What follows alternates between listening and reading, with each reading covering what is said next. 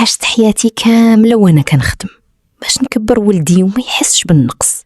كنت كنفيق مع الفجر، نعجل الخبز ومسمن بيديا ونبيع في الزنقة تحت الشتا والشمس.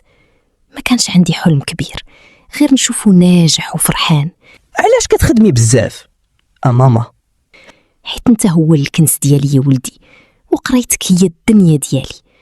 انا بغيتك غير تكبر وتكون مزيان وعندك خدمه مزيان. ملي نكبر غادي نشري لك دار كبيره عاوتاني جايه لعندي لهنا. يا قلت لك 1000 مره ما تجيش عندي للشركه. واش درت شي ذنب كبير؟ شوهتي بيا قدام الموظفين والشركاء ديالي. ولكن ولدي شوهتيني قدام الناس بهاد الحوايج. صافي دابا انا وليت مدير، نساي بلي عندك ولد. كاينين شي ناس ولدي ملي كيطلعوا الفوق كينساو شكون كان معاهم في البدايه. جيتي لهنا عاوتاني؟ انا غير جيت نشوف وليدي. شوف ليمونيتو، يا اما تخرج هاد الخضاره من هنا يا اما هادي اخر مره تشوفني فيها. اش واقع دابا؟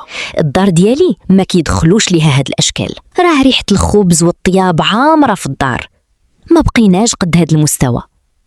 دار العجزه حسن ليها. عندك الحق، دار العجزه غادي ترتاح فيها. هاد الدار انا اللي خلصتها بفلوسي، فين بغيتني نمشي في هاد البرد؟ سيري لدار العجزه، تماك غتلقاي اللي في حالك. ما بقيتيش من مستوانا. ايوا انا دابا خسرت كلشي، الشركه دارت افلاس، صحابي مشاو، مراتي طلبات الطلاق، وانا جالس بوحدي فوق هاد الكرسي المتحرك. ملي درت داك الحادثه كلشي تبدل. واللي صيفط لي هاد الصندوق شنو فيه؟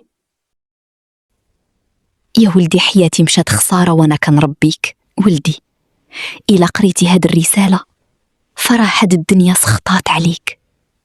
انا عمري ما غضبت منك.